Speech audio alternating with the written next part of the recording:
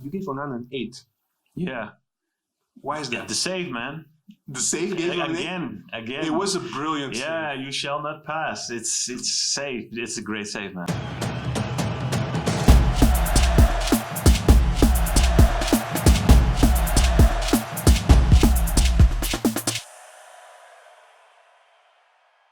Hi guys, welcome to GameTalk.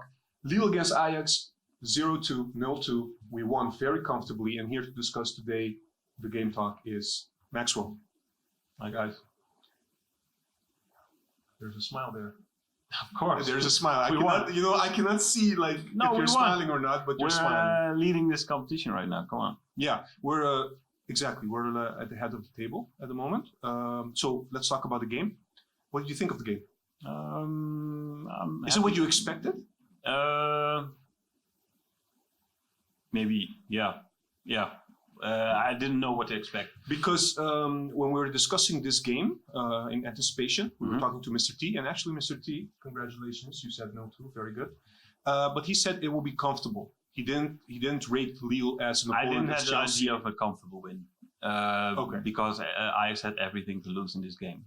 And maybe that's the reason why I didn't know what kind of game to expect. And once you were watching the game, what did you think?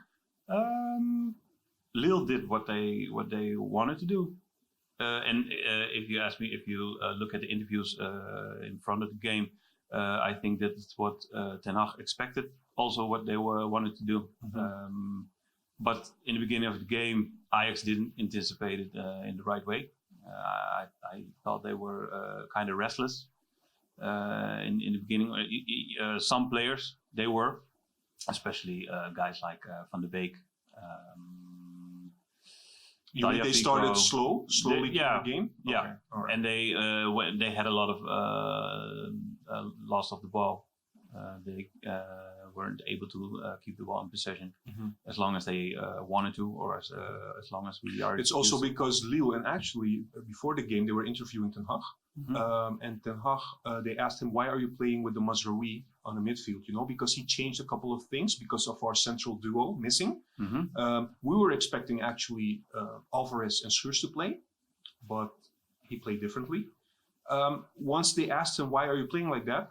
He said, well, I want Mazraoui on the midfield because Mazraoui can play in a very short area. So he's technically very gifted. He can play really better quickly. Than Martinez. And the most important thing is Ten Hag was anticipating pressing from Lille, which happened.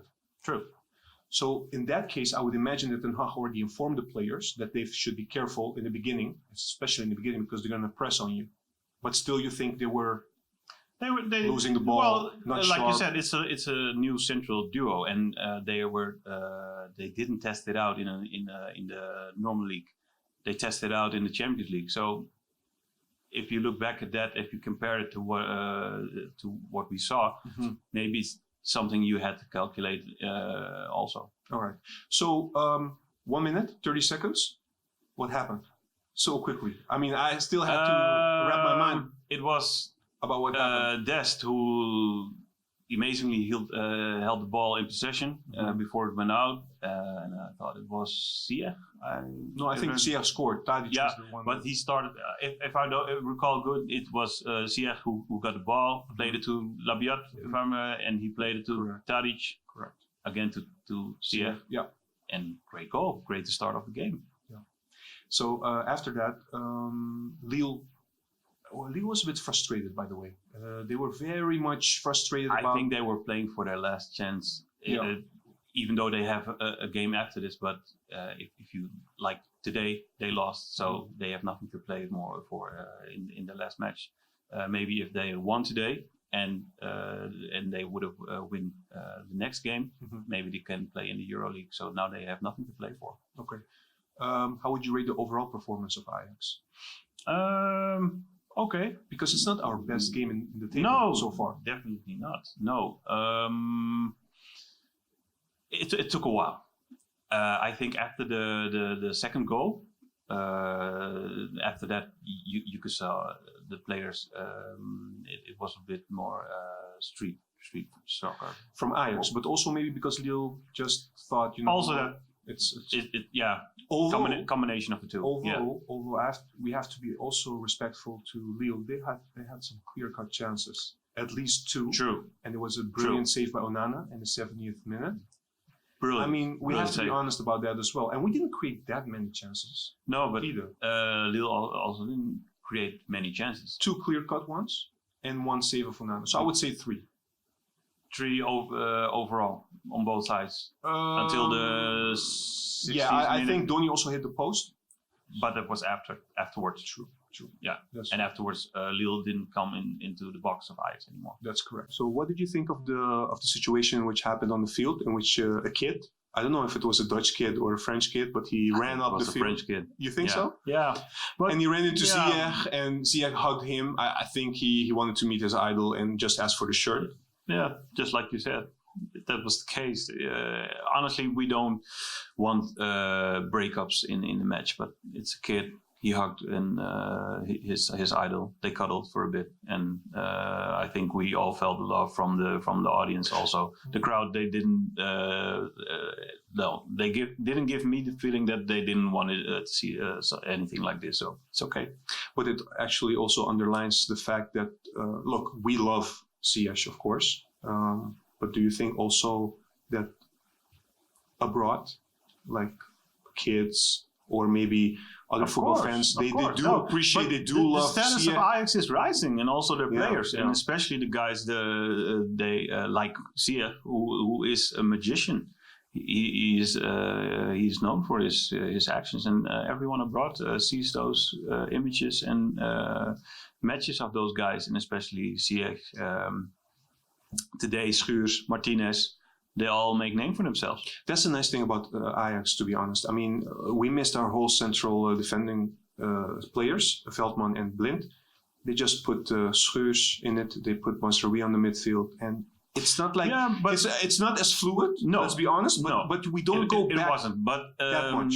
As a duo, I didn't feel comfortable, and I don't think they were. But individually, they did a good job, especially Schuurs and Martinez. Was amazing. He was amazing. Yeah, True. Correct. Yeah. Take us to the second goal, which is actually, I think you can just put a repeat button for every match. Every time Promes scores, it looks like it's the same. If you ask me, it brings back memories to Bergkamp and Jonk. Mm-hmm. They did the same thing back in the day. Jonk all like they had this link up as well. Yeah, and they find each other at ease, and well, it's great to see. So it's funny to see. So tell me one thing. What's your opinion about this? I mean, it happened so many times, this goal already. Do you think the opponents are not reviewing the videos, or is it very difficult to defend something like that? I think it's difficult to defend, and also because it wasn't the first time CS tried to find him. It was the second attempt, and maybe in 3 or 4 chances when attempts you can defend maybe 3 times, and the last one, you're too late. Yeah, exactly. So, all right. So our situation right now: 10 points, 5 games. Last game we knew already the last game will be important. But now we know also, because the Valencia-Chelsea game was before. They played 2-2, they drew, and then that means they have 8 points. So the situation for Ajax is very simple. They cannot lose the game in Amsterdam. But then Lille has to win from Chelsea. Or get a point at least. I don't think that's No, we have to do it on our own, I think. Yeah. We don't have to we need to win. The good thing is that the players that had yellow cards behind their name today, nobody got a yellow card and is not available to play. So we can have everyone. Full strength. Of course, I'm saying that, but CS looked a little bit injured. No. It will be over before the next match against Valencia. Nothing too serious, according to you? No. Labiat, maybe? I think he will be out for a longer time. I don't know exactly what happened, but by the looks of it, I think he's out for a longer time. Yeah, it looked like he got bumped on the knee from behind. You saw his knee collapse. Yeah. And didn't look too nice. It wasn't nice to see. Then let's move to the ratings. Some surprising ratings. I'm going to put them right here and just go over them very quickly. You gave Onana an 8. Yeah. Why is that? Yeah, the save, man. The save gave him again. It was a brilliant save. Yeah, you shall not pass. It's safe. It's a great save, man. But he has to. That reflex of him. He has much more of these saves, right? It's not. You can say it's not luck anymore. It's really a quality of him. It's a quality. Yeah. Also, okay. You need a little bit of luck because it's the goal is big and okay. He has to position himself on the right spot to react, but then he has to be fast enough to, in this case, put his leg up and hold the ball, and he did. Every game that we played in the Champions League, the opponent had a couple of good chances, and we already had a few games. I think this is the third game that we did not concede a goal. So he held the nil, basically. That's all credit to Onana. I think, of course, the defense as well, I but think, Onana. That's what makes you a world-class goalkeeper if you help to bring in the win for your team. Also, because I don't think there's any team, not even in England or in Germany, those teams who don't give away no chances. Every team gives away chances, so then you have to rely on your goalkeeper for doing his job. Yeah, but what I'm trying to say is it's because of Onana, basically, because there were a couple of clear-cut chances that usually go in, but he made sure in all 3 games, basically, that we didn't concede any goal. Do you agree? Yeah, that's why he's the boss. Exactly. Yeah. Or as people say, Black Panther. Also, I heard that also coming through. All right. So, who's your man of the match? Martinez, for sure. Why is that? Well, he won every one of his duels against his direct opponent.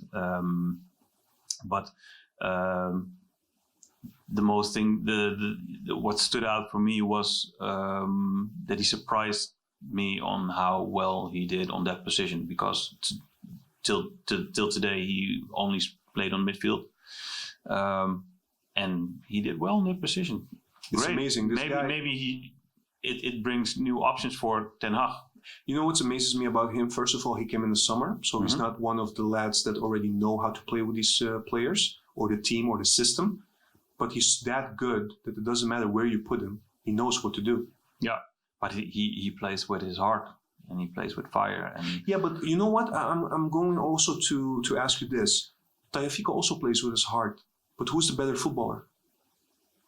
I would say Martinez. Yeah, that's what I think as well. He's a more skilled player than Tagliafico is. Yeah, I agree. Yeah. I agree. So what did you give Ziyech? I was surprised. I thought you would give Ziyech a man of the match award today.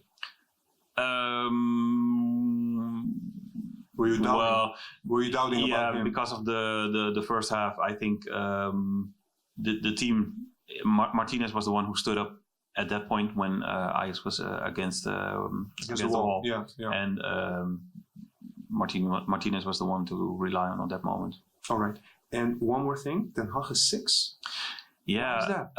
Not because of the Siem de Jong substitution, right? Yeah, because of the Siem de Jong substitution, yes. So far, every panel member, once Siem de Jong come, Ten Hag's rating drops 1 or 2 points. Yeah, it's. I don't want to say it's a disgrace because he was important for the club and he's important. He used to be an important player. He's valued. He's valued by everyone. I'm not there at practices to see what he is capable of now, but if you look at the guys as like Gravenberg or Marin, for example, who was also bought for like 12 million. You think they're the future? They're more the future, yeah. So you have to give them more time. Give them more time. But maybe give them a chance. Is thinking, I need experience at this point. Yeah, maybe. I don't know what his reasons are. Because would you have reacted this way if Huntelaar was brought in? No, probably not.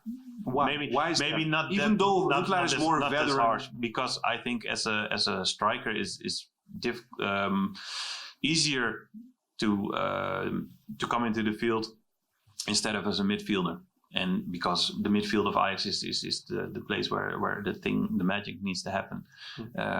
So you want guys who can play in the short yards of the field and let the ball do the work. Mm-hmm. De Jong isn't that kind of player. He's more an extra guy to bring into the box when you have a plan B, for example. Yeah, when you have to force something. Then I think he can be useful. Okay. In those cases, like Huntelaar, for example. But maybe with the minutes to go, with that were spare in this game, okay. And to be honest, okay, he didn't do anything wrong for the minutes that we saw, but I prefer to see a youngster come in. Yeah, I understand that. So this was a critical point. We were critical about Ten Hag, but overall he has done very well this season so far. Ajax is doing very well this season so far, so we're happy. They're doing really good.